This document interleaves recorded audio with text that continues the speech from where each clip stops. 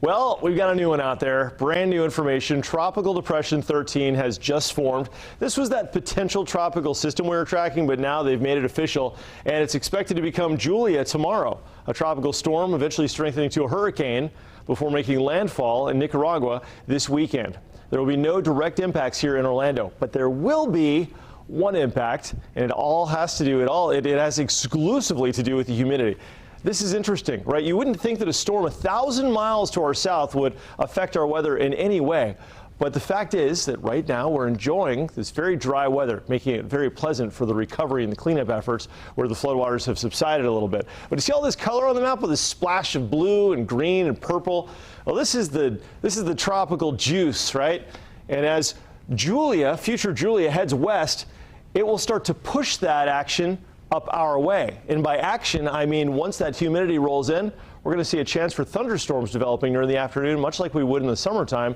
That arrives Sunday, Monday, Tuesday, and Wednesday of next week. And during that time, even though the storm will be very far south with no impacts, no wind, no direct impacts with heavy rain, we'll be in an atmosphere that would be favorable for some isolated to scattered afternoon storms. Now, that usually wouldn't be much of a story. We're talking about a 30 to 40% chance for rain. But because the ground is so saturated, there's so much groundwater, it's almost to the surface, we're going to see any rain that falls potentially puddling pretty quickly and even pooling in some of the low spots.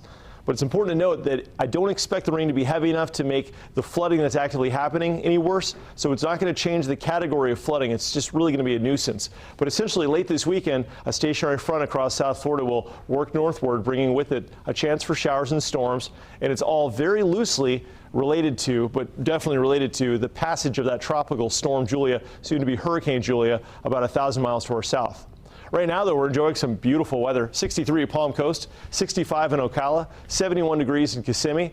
The atmospheric moisture levels very low, feels very dry. And tomorrow, you can't see it here very well. You can see the flashing lights. This is our launch credit union cam of the Falcon 9 on the launch pad. It's going up tomorrow, 90% chance. They had to scrub it today. There's a little technical glitch, but it looks like tomorrow they are good to go weather-wise. So we're going to have another couple of days of this really dry, really beautiful weather. And if you're in town for the attractions, man, are you in luck? Look at this sunshine tomorrow, the high 86. Humidity value so low there really won't be much of a heat index to worry about. It's going to be great for us. Rainfall forecast for the next 5 days. Each slide on this map is 1 day of rain accumulation. So really nothing through Sunday, maybe a couple of isolated showers Monday, and then on Tuesday a better chance for some rain. And it's not going to be a widespread thing. We'll generally have under 1 inch of rain, but it may be enough to create just a kind of a nuisance, maybe a little bit of puddling and pooling on area streets. By the way, if you're going to the beaches tomorrow, heads up, there is a rip current risk. Tomorrow's Friday. It's a holiday weekend. We've got 2 to 4 foot waves.